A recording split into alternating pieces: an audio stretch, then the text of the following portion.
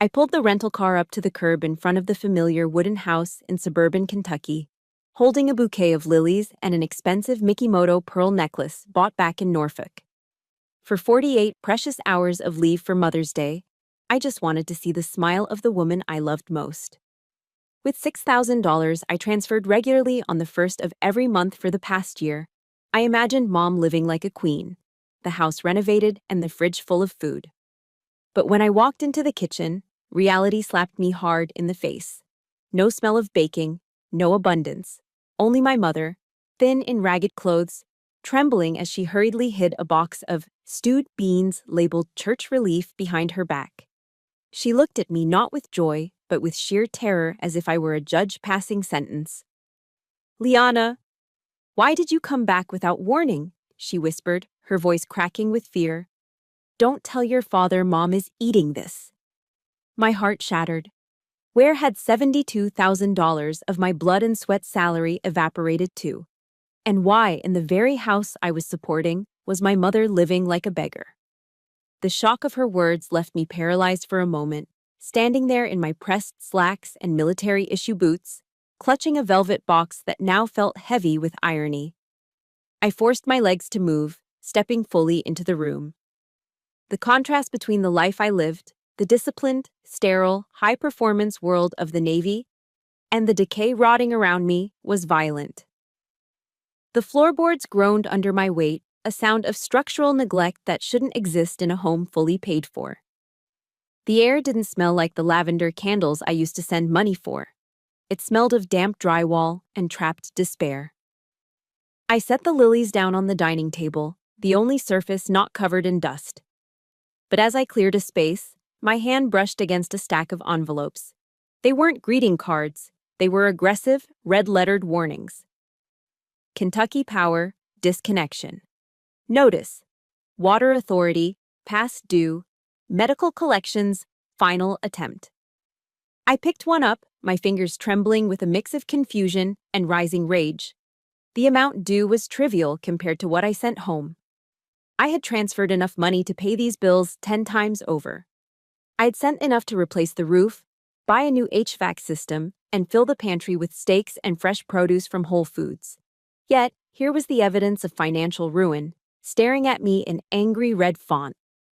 I turned back to the kitchen, where the only light came from a buzzing, flickering fluorescent tube that cast a sickly pallor over everything. My mother, Elaine, was still huddled at the small breakfast table. She looked like a ghost of the woman who had raised me. Her collarbones protruded sharply beneath a housecoat that had been washed so many times the fabric was thinning to transparency. I walked over to her, the sound of my boots echoing too loudly in the silence. I gently reached out and took the object she was trying so desperately to hide. It was a cold can of pork and beans. The label had been partially torn off, but the stamp was unmistakable. First, United Methodist Church Food Pantry. Not for resale. It was cold. She hadn't even warmed it up. There was no meat, no vegetables, no bread, just gelatinous beans in a can. "Mom," I said, my voice dangerously steady, masking the turmoil inside. "I send $6,000 on the first of every month. I have the receipts. Why are you eating charity food?" She looked up at me, her eyes cloudy and confused, blinking as if trying to process a foreign language. 6,000? Oh, honey, no. Your father said the military cut your pay. He told me the economy was bad, that inflation was eating everything up. He said you could barely afford your own rent in Norfolk. She paused, looking down at her hands.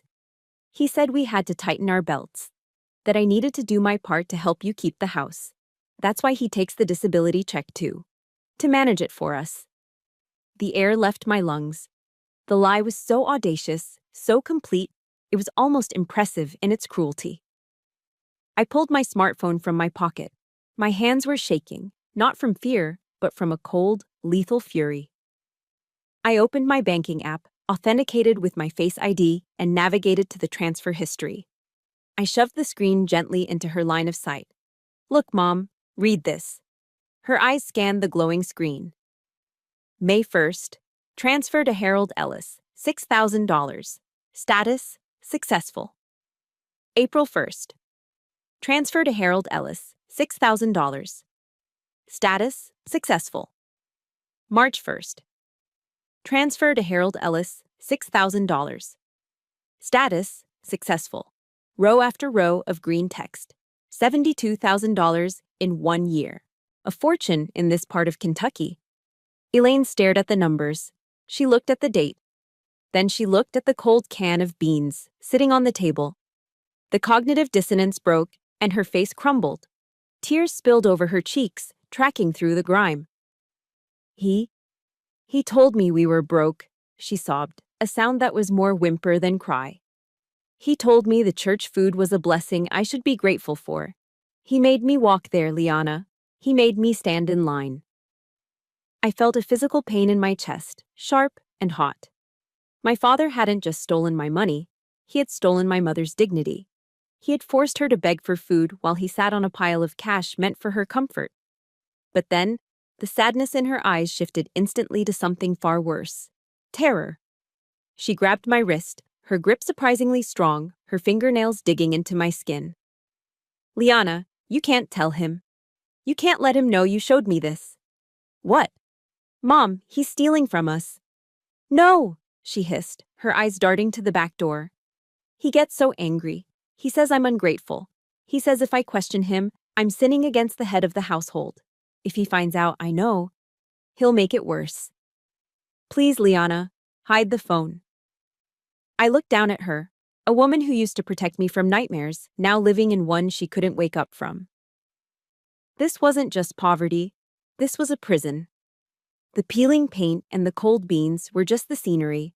The real story was the fear in her eyes. I pulled my hand away, my resolve hardening into diamond.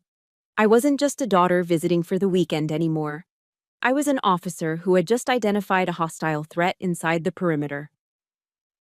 I'm not hiding anything, Mom, I said, my voice dropping to a low, commanding register. Just then, the sound of gravel crunching outside broke the silence. The heavy, throaty roar of a large truck engine cut through the humid afternoon air. The enemy wasn't overseas. He was pulling into the driveway.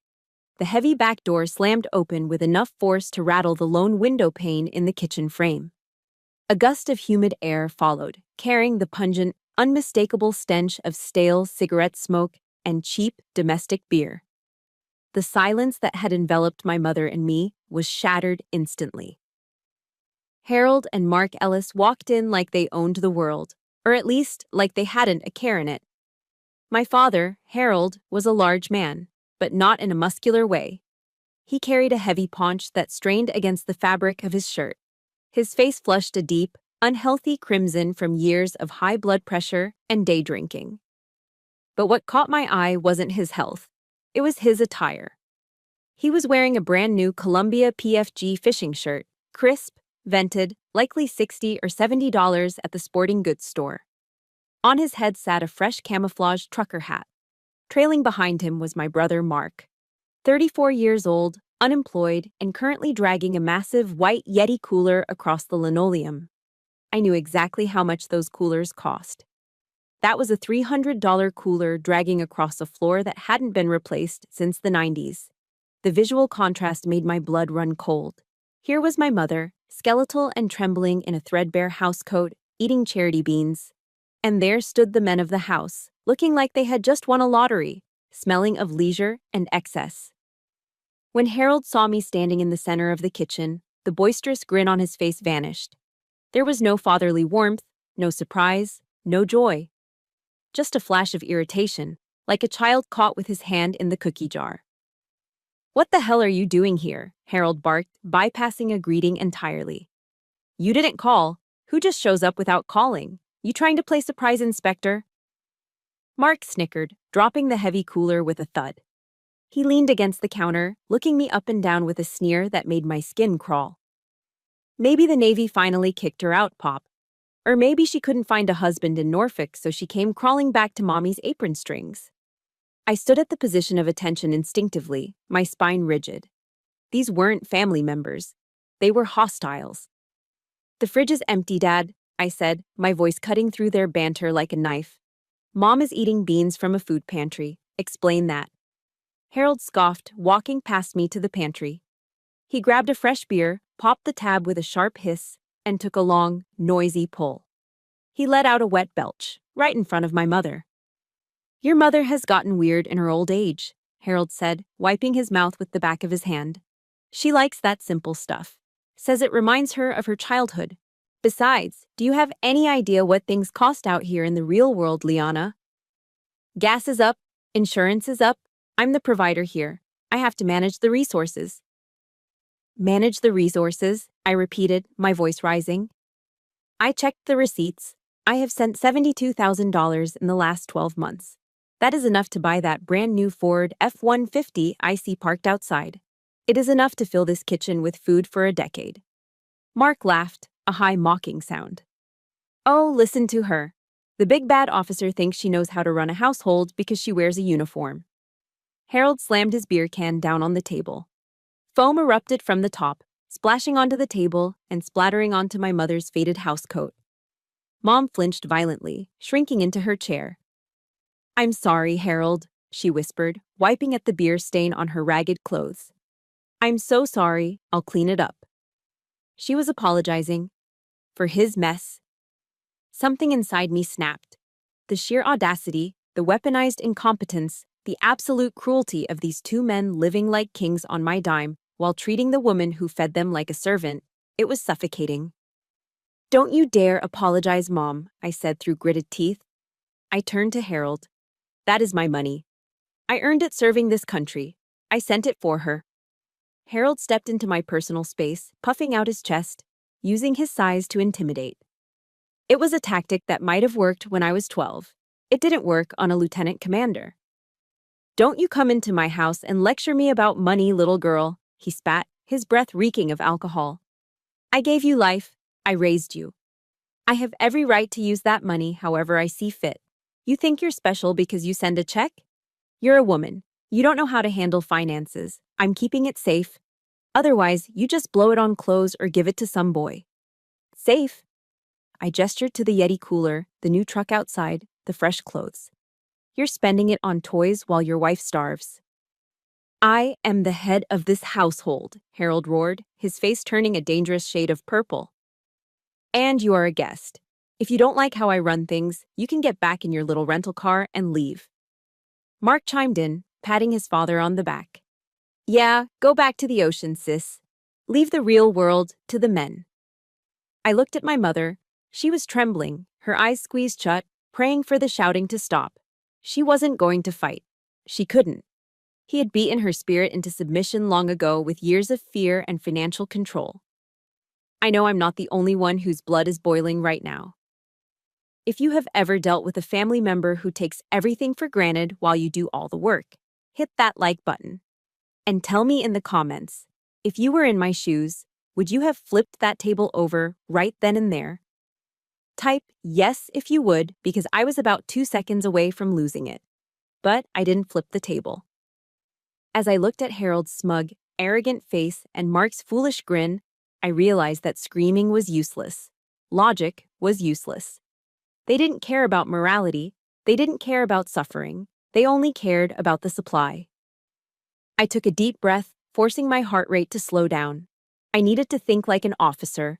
Emotional outbursts would just give them ammunition to call me hysterical or crazy. To take down a target this entrenched, I didn't need a shouting match. I needed a paper trail. I needed hard evidence that would stand up not just in a family argument, but in a court of law. "Fine," I said, my voice dropping to a terrifying calm. "You're right, Dad. You're the head of the household." I turned and walked out of the kitchen, leaving them confused by my sudden surrender. But I wasn't surrendering. I was just changing tactics. If they wanted to play games with my money, I was going to show them exactly what the cost of war looked like. Tomorrow morning, I wasn't going to be a daughter. I was going to be an investigator. And I knew exactly where to start looking. At 700 hours the next morning, the sky was a bruised purple, heavy with the threat of rain. I didn't wear civilian clothes. I put on my service khakis, pressing the creases until they were sharp enough to cut glass. I polished my brass belt buckle until it gleamed. If I was going to walk into the center of my childhood community to uncover the truth, I was going to do it with the full weight of my rank and dignity. I drove the rental car to Oak Haven United Methodist Church.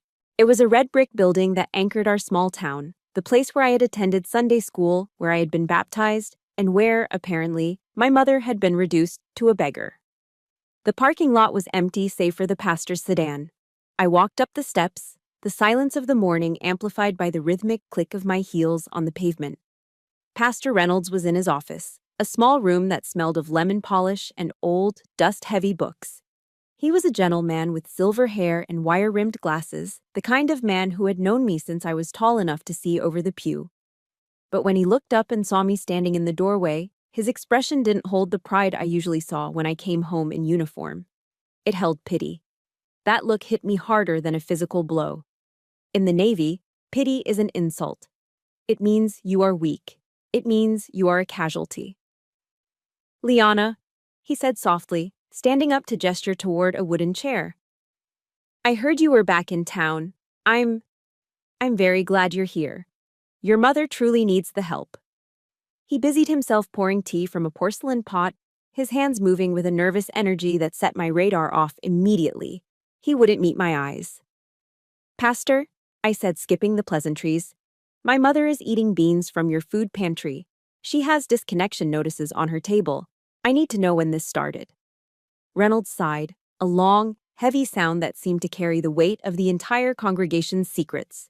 He sat down and pulled a thick, leather-bound ledger from his desk drawer. He opened it, running a finger down the handwritten columns. "It started about 14 months ago," he said, his voice grave. "At first, it was just small things. A few boxes of powdered milk, canned vegetables.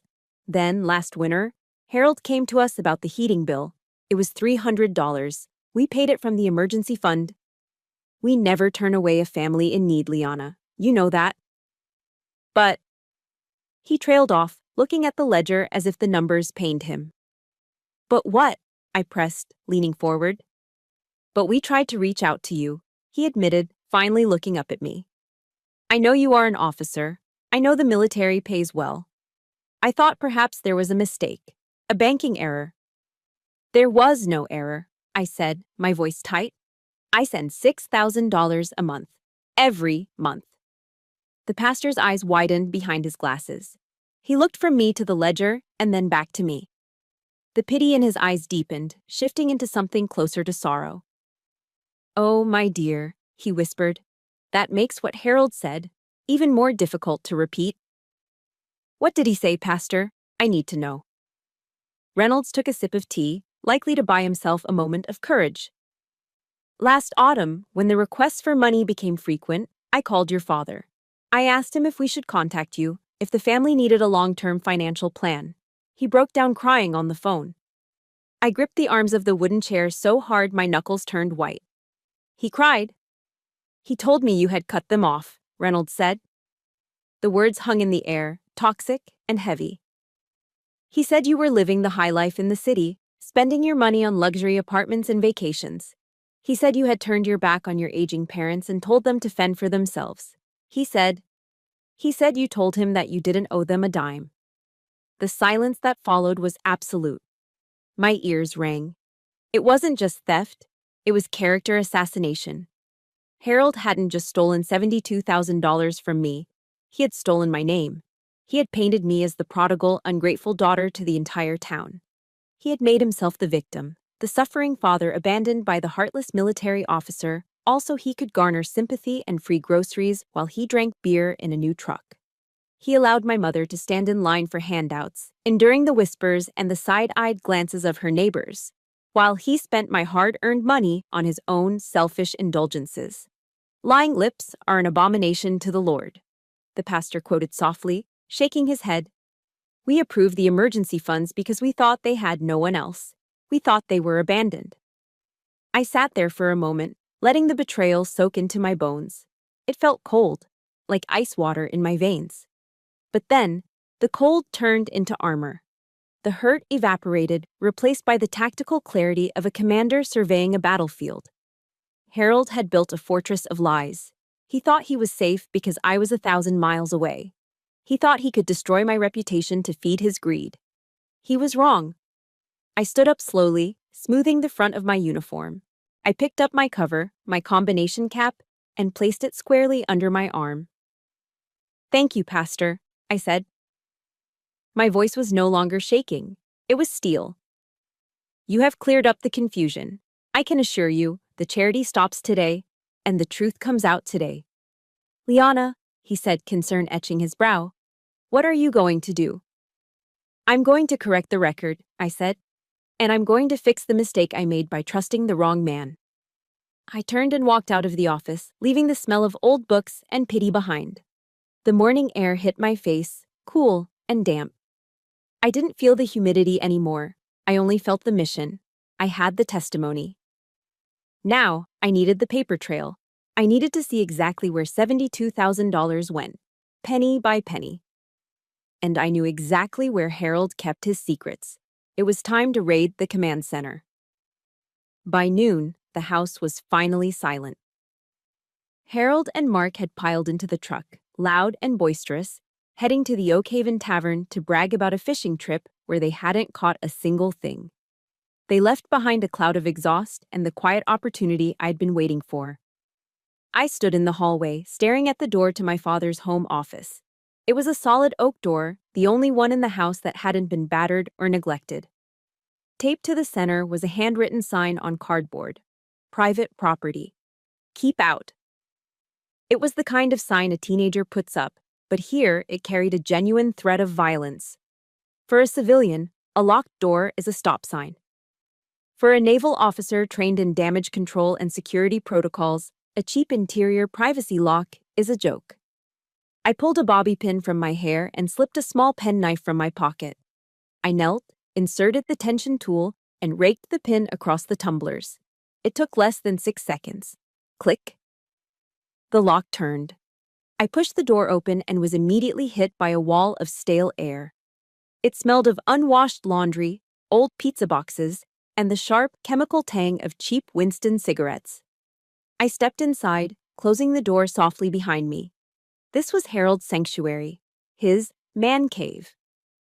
The room was a pigsty, but in the center of the filth sat a shrine to modern technology. A massive curved gaming monitor, easily $1,000, glowed softly on a reinforced desk. Beside it was a high-end gaming PC tower with red LED lights pulsing like a heartbeat. I sat in his leather executive chair, which groaned under my weight. I woke the computer. A password prompt appeared. I didn't need to be a hacker to bypass this security. Stuck to the bottom of the monitor, on a bright yellow post-it note, was a scribbled code, King Harold 1960. The arrogance was breathtaking. I typed it in. The screen flashed to life. I opened the browser and went straight to the history. I wasn't looking for job applications or investment research. I knew better. The list that scrolled past my eyes made my stomach turn. Bet365. Sports betting and odds. Pornhub. Premium. Subscription active. Seeking arrangement. Find your sugar baby today. I felt bile rise in my throat. Seeking arrangement. My father, a 60-year-old man living off his daughter's charity, was on a website pretending to be a wealthy benefactor to young women, likely college students who needed tuition money. He was playing the role of a millionaire while his wife ate expired beans. "Focus, Liana," I whispered to myself. "Get the numbers." I navigated to the bank's website. The browser auto-filled the login credentials. I clicked statements. I didn't just look at them. I sent the command to print the last 12 months. The laser printer in the corner whirred to life, a mechanical sound that seemed deafening in the quiet house. While the pages churned out, I watched the digital transaction log. The numbers weren't just data points, they were knife wounds. May 2nd. Oak Haven Guns and Ammo. $1,200. Mom had told me last week she was splitting her blood pressure pills in half because she couldn't afford the refill. Harold had bought a new rifle instead. May 5th. Dragon Warrior Game Store. $500. That was for Mark. $500 on virtual currency for a video game while the water bill sat unpaid on the kitchen table. May 10th. The Rose Motel. $300. My breath hitched. The Rose Motel was a seedy spot on the edge of the county, known for hourly rates. He wasn't just looking at girls online, he was meeting them. I scrolled further down. Dozens of transactions for $50, $75, $100, Chatterbait tokens, OnlyFans tips. I looked at the summary at the bottom of the screen. Every month, by the 25th, the balance was zero. Zero. There was no savings account. There was no rainy day fund. He burned through $72,000 a year on lust, gambling, and toys, leaving exactly nothing for electricity, heat, or food. I grabbed the stack of warm paper from the printer tray. This was it. This was the devil's ledger. It was undeniable proof of financial abuse and adultery. I was just reaching for the stapler when a sound froze the blood in my veins. Crunch. The distinctive sound of heavy tires rolling over gravel. I checked my watch. They had only been gone 40 minutes. Why were they back? The roar of the Ford F-150's V8 engine cut out abruptly just outside the window. A car door slammed. Then another. "I told you I forgot my wallet, you idiot." Harold's voice boomed from the front porch, muffled but clear. "Stop whining and get inside." I'm going, Mark yelled back. Heavy footsteps thumped onto the wooden porch. I was trapped. I shoved the stack of papers inside my uniform jacket, zipping it up to my chin. My heart hammered against my ribs, a frantic drumbeat of adrenaline. There was no back exit from this room. The window was painted shut. "Mark, go grab it off my desk," Harold shouted from the kitchen, "and grab me a beer while you're at it." Yeah, Mark muttered. The footsteps were in the hallway now, heavy, getting closer. I looked around frantically. There was nowhere to hide. The closet was bursting with junk. Under the desk was too exposed. The doorknob to the office began to turn. The doorknob to the office jiggled, then stopped. It was locked, of course. For a split second, silence hung in the hallway, heavy and suffocating. "Damn it," Mark's voice muttered from the other side. "Dad, did you lock this?" "I don't remember," Harold shouted from the kitchen. "Just jiggle it, the latch sticks." I didn't wait. As Mark took a step back to likely throw his shoulder against the wood, I silently unlocked the mechanism from the inside, turned the handle, and slipped out, moving with the speed and silence of a ghost. I didn't head for the kitchen. I ducked immediately into the guest bathroom right next door and slammed the door shut just as Mark stumbled into the hallway. He spun around, startled by the noise. "Liana, what the hell are you doing lurking around?" I flushed the toilet to create a sonic cover and cracked the door open, feigning annoyance. "I'm handling some feminine business, Mark. Do you want a detailed report, or can you give me some privacy?" Mark's face twisted in immediate, predictable disgust. Like most men of his emotionally stunted variety, the mere mention of anything related to female biology was like kryptonite. "Gross. Keep it to yourself. Just stay out of Dad's way." He grumbled something about me being a moody spinster and disappeared into the office to fetch the wallet. I let out a breath I didn't realize I had been holding. My hands were shaking, not from fear, but from the adrenaline of the close call. I could feel the stack of warm printer paper burning against my chest, inside my jacket. I waited until I heard the heavy thud of Mark's boots returning to the kitchen, followed by the crack of another beer can opening. "Now!" I moved to the kitchen doorway. Mom was wiping down the counter, her movements robotic and fearful.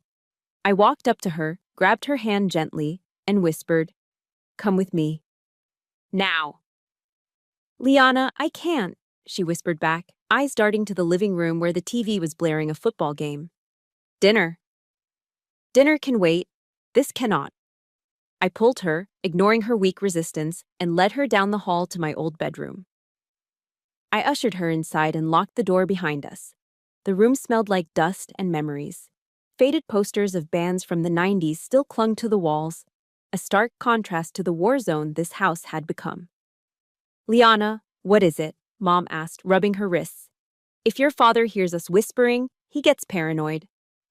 I didn't say a word. I unzipped my jacket and pulled out the stack of papers, the devil's ledger.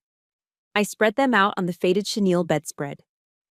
"Look, Mom," I said, my voice trembling with suppressed rage. "Don't look away. Read this." She squinted, leaning over the bed. "What is this?" "It's the truth," I said. Look at the transactions. I pointed to the lines I had highlighted in my mind. May 2nd, $1,200 to Oak Haven Guns and Ammo. You told me you couldn't afford your arthritis medication last week, Mom. He bought a rifle. She gasped, her hand flying to her mouth. May 5th, I continued relentless. $500, that's for Mark's video game. That's $500 of my salary, going to a 34-year-old man's virtual sword while you eat beans.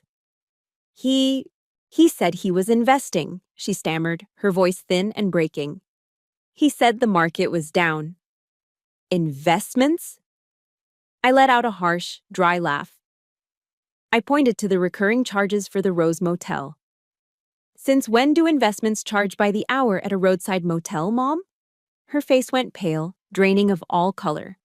She knew what the Rose Motel was. Everyone in Oak Haven knew. It was a place for secrets and sins. And this, I said, pointing to the line that hurt the most, seeking arrangement. Do you know what this website is? She shook her head, tears beginning to spill over. It's a website where old men pay young women for companionship, I said, the words tasting like ash in my mouth. He's using the money I send, money meant to keep a roof over your head, to pay for college girls to pretend they like him. The silence in the room was absolute, broken only by the muffled sounds of the football game from the other end of the house. Mom collapsed onto the edge of the bed. She didn't scream, she didn't wail.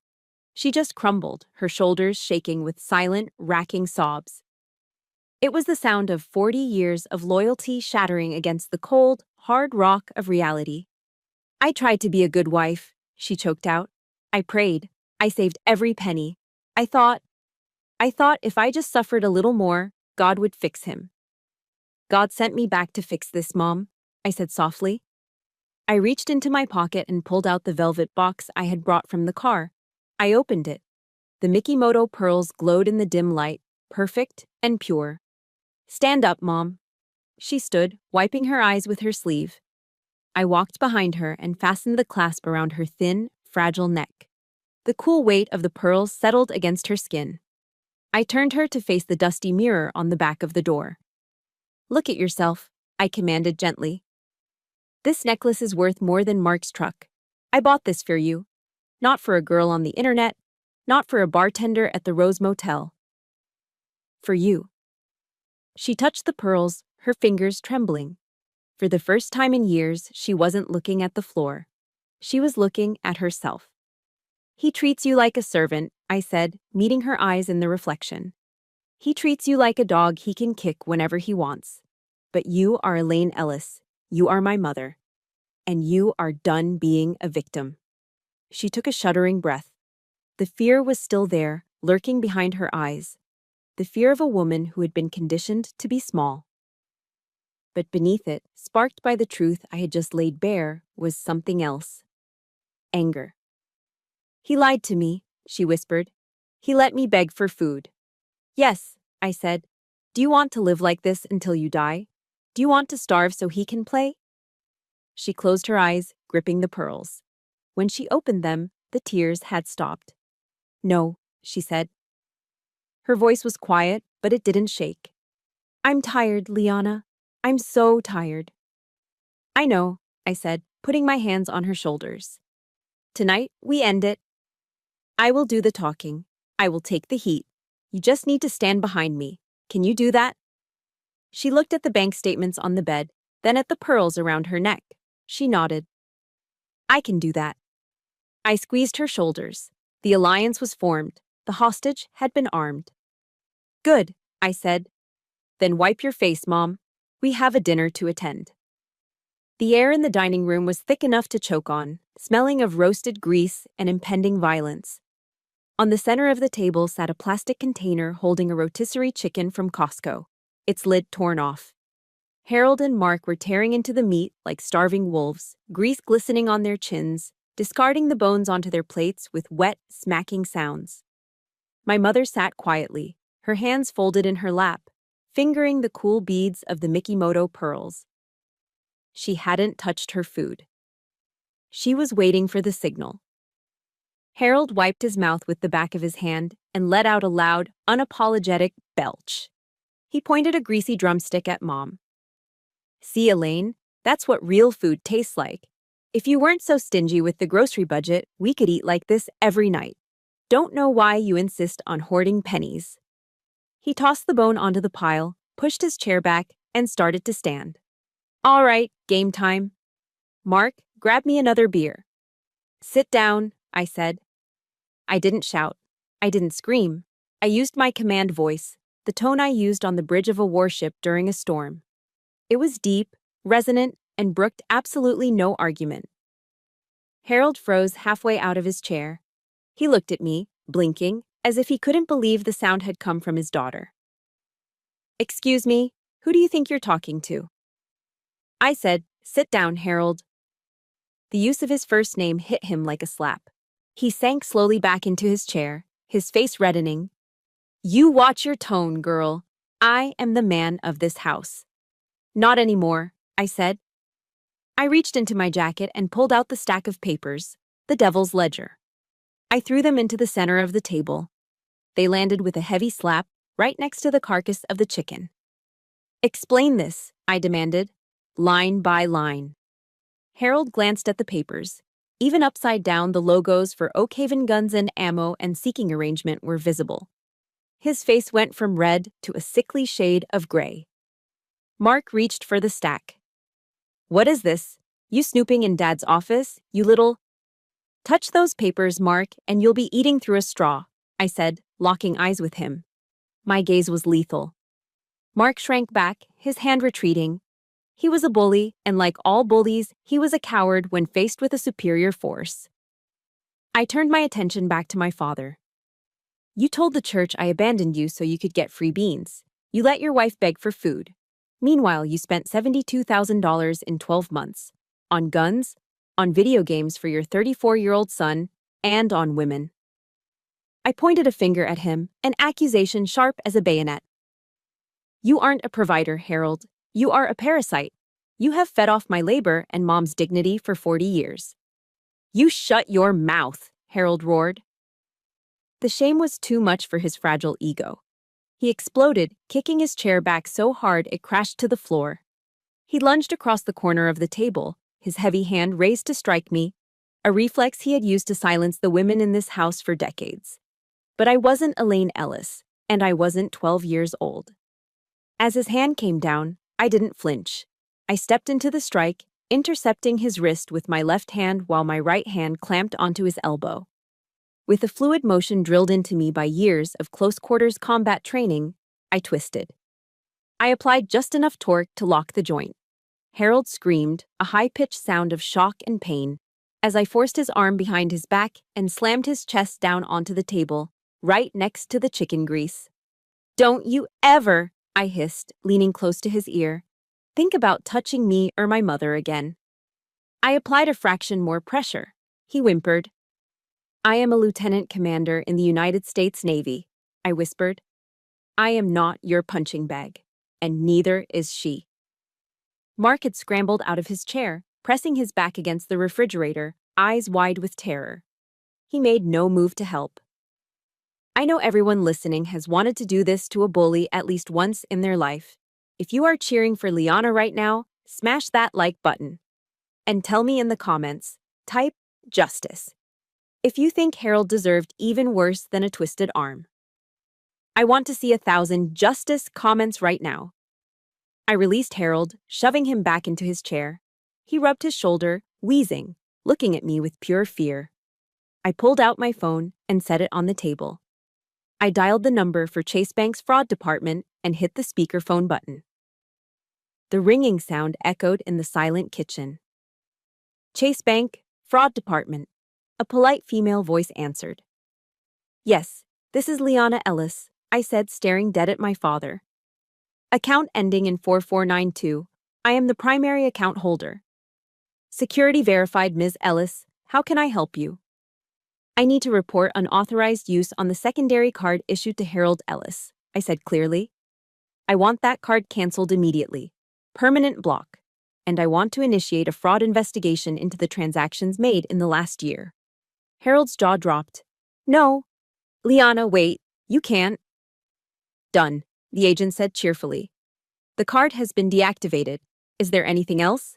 That's all, thank you. Click. The silence that followed was deafening. The lifeline was cut. The free ride was over. Harold stared at the phone, his hands shaking. You killed me, he stammered. How am I supposed to buy gas? How am I supposed to eat? I'll sue you. I have rights. I looked at him, feeling absolutely nothing. No anger, no sadness, just the cold satisfaction of a mission accomplished. You have hands, Harold, I said, picking up the stack of evidence. And there are plenty of help-wanted signs in town. Welcome to reality. The court has reached a verdict. The silence in the kitchen following the disconnect tone was heavier than the humid air outside. It was the silence of a power vacuum. Harold sat slumped in his chair, the color draining from his face until it matched the gray of cigarette ash. The bluster, the shouting, the physical intimidation, it had all evaporated the moment the money supply was cut. He didn't lung at me again. Instead, he shrank. His shoulders hunched and his face twisted into a mask of pathetic suffering. Liana, he wheezed, clutching his chest theatrically. You're killing me. You know I have high blood pressure. You know my heart isn't good. You come into my house and try to give your own father a stroke. It was a performance I had seen 1,000 times, but tonight the theater was closed. I didn't even look at him. I turned to my mother, who was still standing by the table, her hand clutching the pearls I had just given her. Mom, I said, my voice leaving no room for debate. Go to the bedroom. Pack a bag. Only the essentials. Clothes, your social security card, your driver's license. Leave everything else. We are leaving. Now. She nodded, a jerky, frightened movement, and turned toward the hallway. Suddenly, Mark scrambled away from the refrigerator, blocking the doorway with his bulky frame. His panic was real, but it wasn't born of love. Wait, where is she going? Mark demanded, his eyes darting between me and the dirty dishes on the table. She can't leave. Who's going to make breakfast tomorrow? Who's going to wash the laundry? I have a pile of clothes in the hallway she hasn't touched yet. The words hung in the air, naked and ugly. I stepped into his personal space, forcing him to take a step back. She is your mother, Mark. Not your maid. Not your appliance. Move. Mark hesitated, looking at Harold for backup. But Harold was too busy feeling sorry for himself. I shoved past Mark, leading Mom into the bedroom. We moved fast. It was a tactical extraction. I grabbed a small duffel bag from the closet and started tossing in the shirts and pants. Mom moved slower, her hands trembling as she picked up a framed photo of us from the dresser. Leave it, I said gently. We'll make new memories. Don't take anything that carries the smell of this house. She put the photo down. We zipped the bag. As we walked back into the kitchen, Harold was waiting. He had switched tactics again. The anger was gone, the medical emergency was forgotten. Now, he was the heartbroken lover. He rushed forward, grabbing Mom's hand before I could intercept him. Elaine, baby, please, he begged, his voice cracking with a desperate, oily sweetness. You can't just walk out. We've been married 40 years. 40 years. You swore an oath before God. Mom froze. The guilt, conditioned into her for decades, flared up in her eyes. I can change, Harold continued, sensing her hesitation. He squeezed her hand. I'll stop the gambling. I'll stop the websites. I promise. Just don't leave me here alone. I need you, Elaine. I love you. It was classic love bombing, the last-ditch effort of an abuser losing control. I stepped forward to physically separate them, but Mom raised her free hand to stop me. She looked at Harold. She looked at his teary, bloodshot eyes. Then she looked around the kitchen, at the peeling paint, the unpaid bills, the empty refrigerator, and the rotisserie chicken grease congealing on the table. Slowly, deliberately, she pulled her hand from his grip. She reached for her left hand. With a twist, she slid off her wedding ring. It was a plain, thin gold band, worn down by decades of scrubbing floors and washing dishes. It was the only thing of value he had ever given her, and even that had been a shackle. She didn't hand it to him. She placed it gently on the table, right next to a puddle of chicken grease.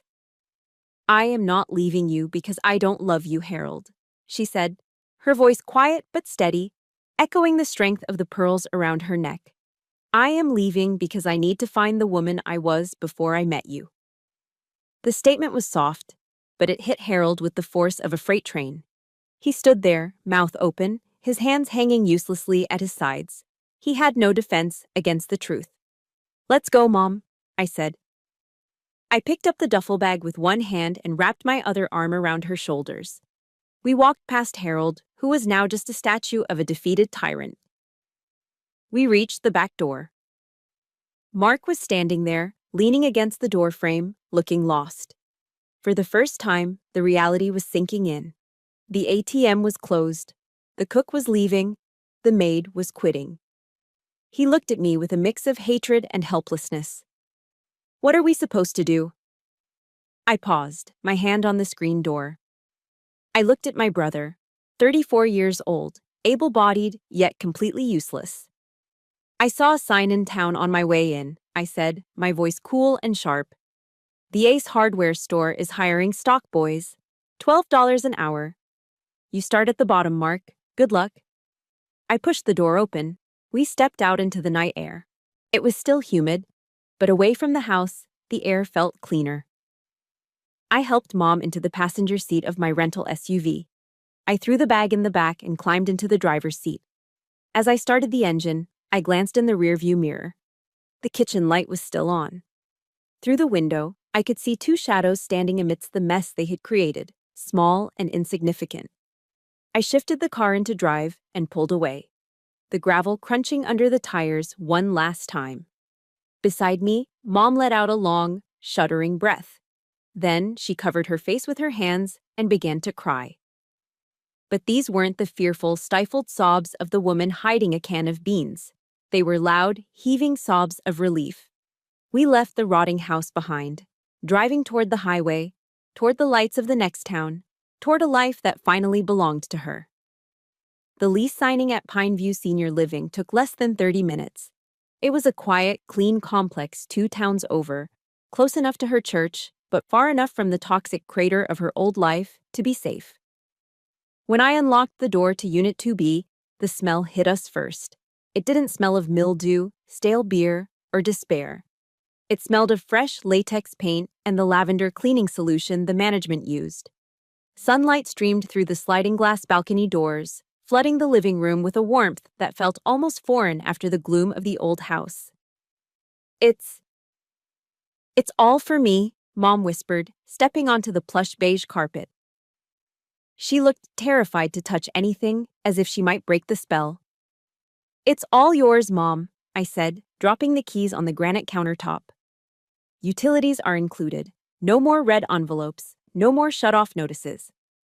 I led her to the kitchen. It wasn't huge, but it was modern. I walked over to the stainless steel, double-door refrigerator and pulled it open. It was empty now, but the light was bright and the shelves were clean glass, waiting to be filled. Let's go shopping, I said. An hour later, we were pushing a cart through the aisles of the local Whole Foods. For 40 years, my mother had shopped with a calculator in her head, terrified of going over a budget that Harold drank away anyway. She instinctively reached for the dented cans, the generic brands, the meat that was marked down because it was about to expire. Mom, I said gently, taking a package of graying ground beef out of her hand and putting it back. Stop. I guided her to the butcher counter. We aren't eating scrap meat anymore. You like steak, right? Oh, Liana, steak is too expensive, she fretted, looking at the price tag. Ribeyes are $15 a pound. Get 2, I told the butcher. Thick cut. We filled the cart. Fresh organic spinach, expensive almond milk, a carton of cage-free eggs, a box of Belgian chocolates. By the time we reached the checkout lane, the cart was overflowing with color and life. At the register, as the cashier scanned the items, Mom started to fumble with her old, worn-out coin purse, her hands shaking. She was looking for coupons, counting pennies out of habit. Put that away, I said. I reached into my pocket and pulled out a brand new debit card I'd opened that morning. It was a bright, shimmering blue. I handed it to her. Read the name, Mom. She squinted at the embossed letters. Elaine Ellis.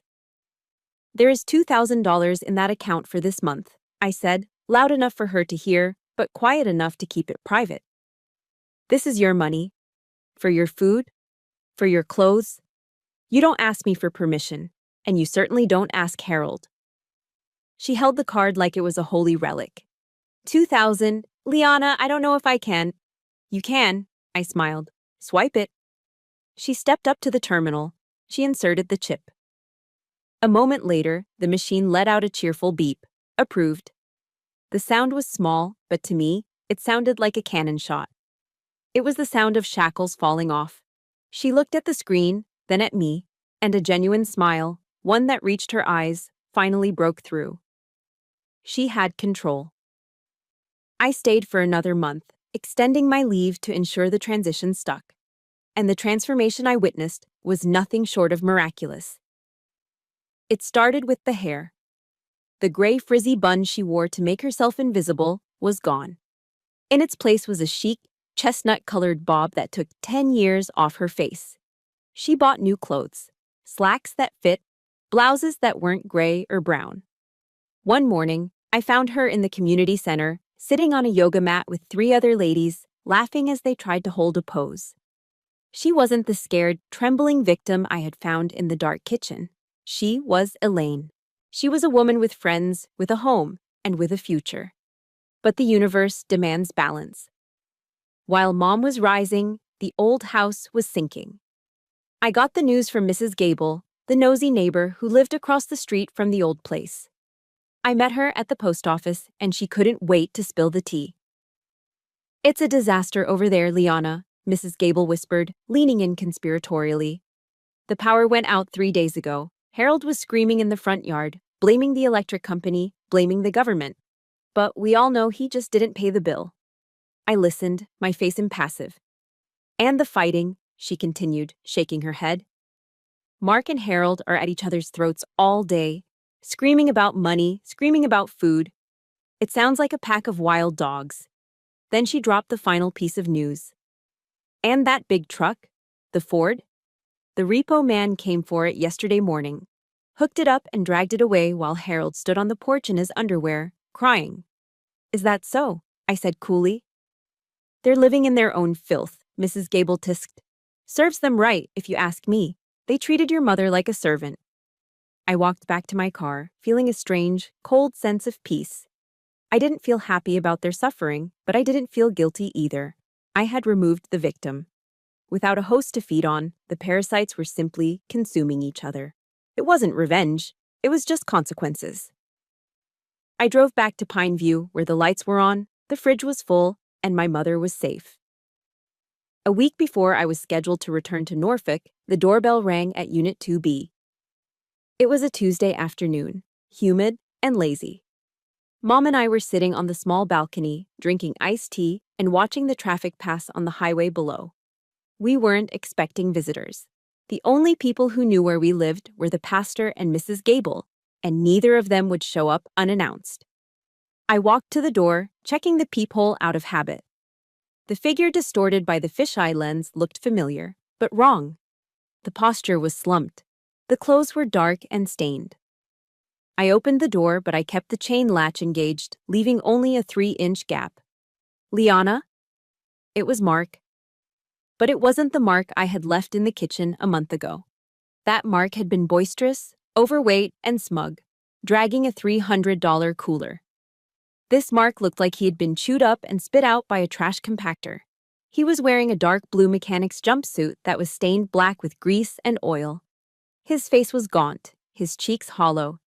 He held a cheap red mesh bag of navel oranges in one hand, the kind you buy for $3 at a discount grocery store.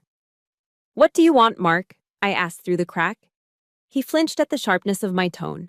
He didn't try to push the door open. He didn't make a joke. He just held up the oranges. I brought these for Mom, he mumbled, his voice raspy. I know she likes fruit. It's not much, but... Mom appeared behind me. I saw her instinct to open the door, to feed him, to comfort him. It was the motherly reflex hardwired into her DNA. But I held up a hand to stop her. Mark needed to learn, and he couldn't learn if we cushioned his fall. "Where are you working?" I asked, looking at the grime embedded deep under his fingernails. "The tire shop down on Route 9, Mark said, looking at his boots. "I'm changing oil and hauling tires. The foreman?" "He yells at me like I'm a dog, Liana. 8 hours a day, $12 an hour. My back is killing me." He looked up, and his eyes were rimmed with red. "It's hard. I come home and I'm too tired to even shower sometimes. I just eat a frozen dinner and pass out." "That's called a job, Mark," I said coldly. "Most of us have been doing it for years." "I know," he whispered. A tear cut a clean track through the grease on his cheek. "I know that now. Listen, I wanted to say I'm sorry for everything. Without Mom there, the house is hell. Dad just drinks and screams at the TV. There's no food, there's no clean clothes. I didn't realize how much she did." Hunger and exhaustion are excellent teachers. They had taught Mark in 4 weeks what I couldn't teach him in a lifetime. "Leave the oranges," I said. "We accept the apology. But you aren't moving in here, Mark. You stay at the tire shop. You keep working. Maybe in a year you'll be a man worth knowing." I closed the door. Mom picked up the bag of oranges he had left on the mat. She held them to her chest for a moment, looking sad, but she didn't unlock the latch. The next day, I drove past the old house one last time. It was a painful sight.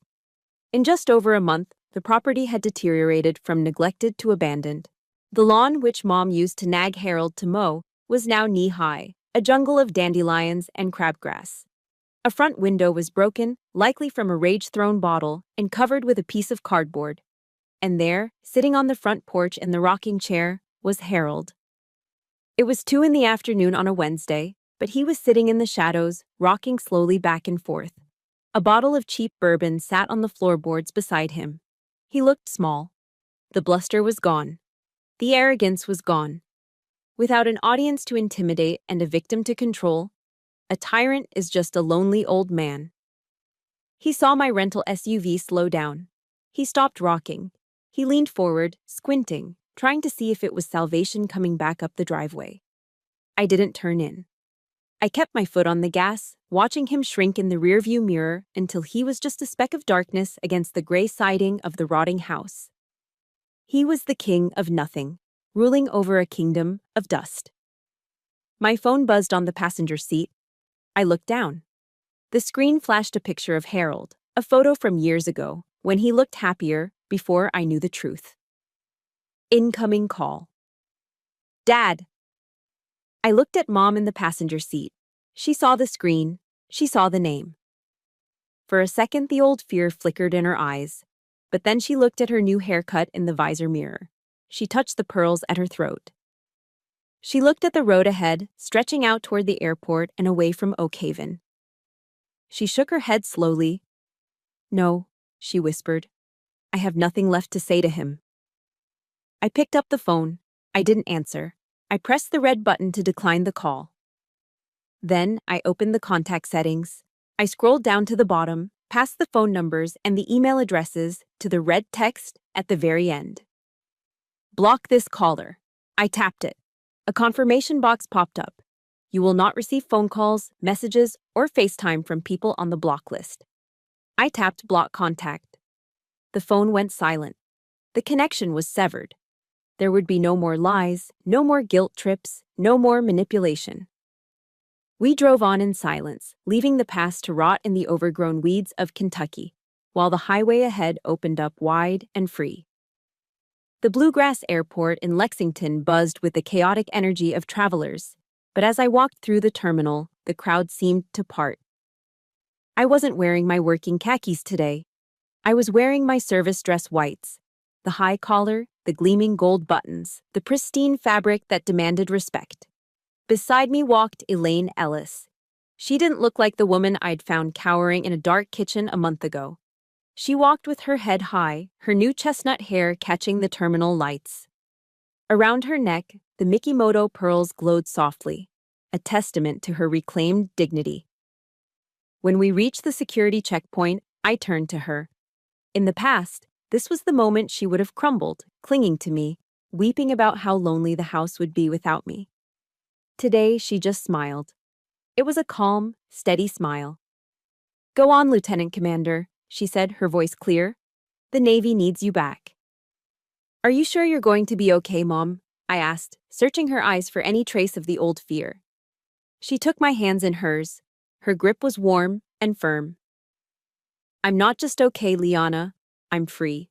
I have my church, I have my friends, and for the first time in 40 years, I have myself." She squeezed my hand. "And I have the Lord.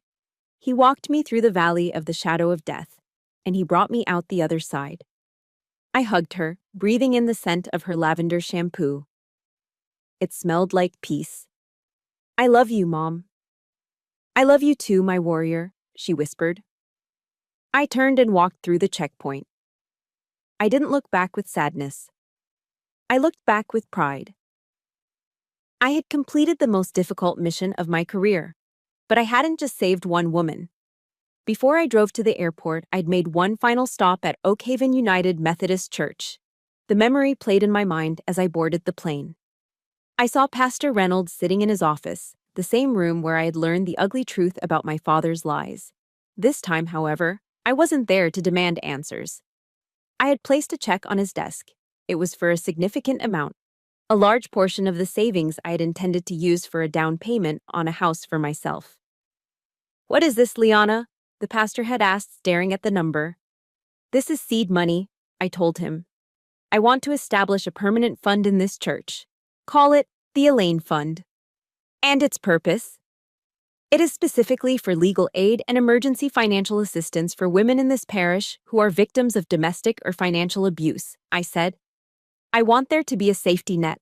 If a woman in Oak Haven is afraid to leave her husband because she can't buy groceries or hire a lawyer, this fund pays for it.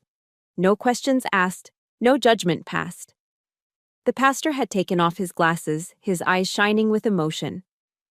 "Liana, this will save lives." "That's the point, Pastor," I said, standing to leave.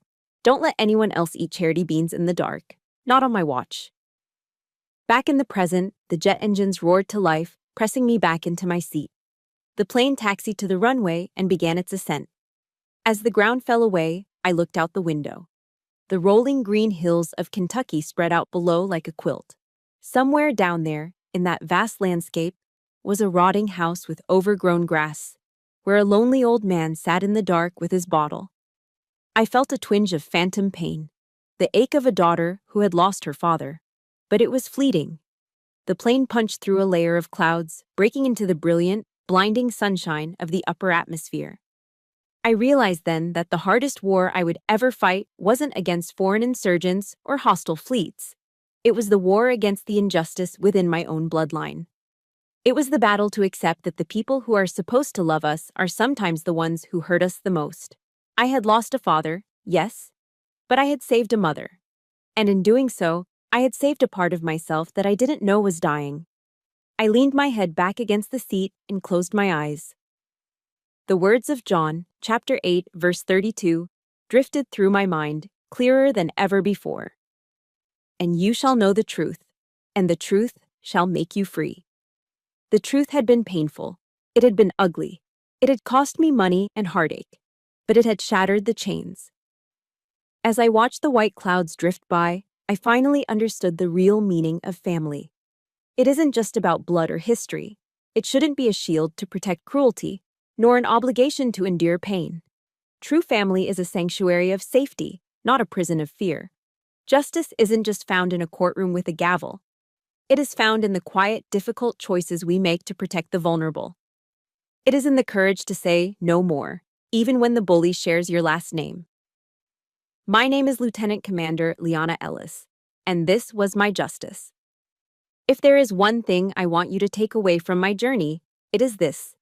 Financial abuse is a silent epidemic, and it thrives in the darkness of our silence.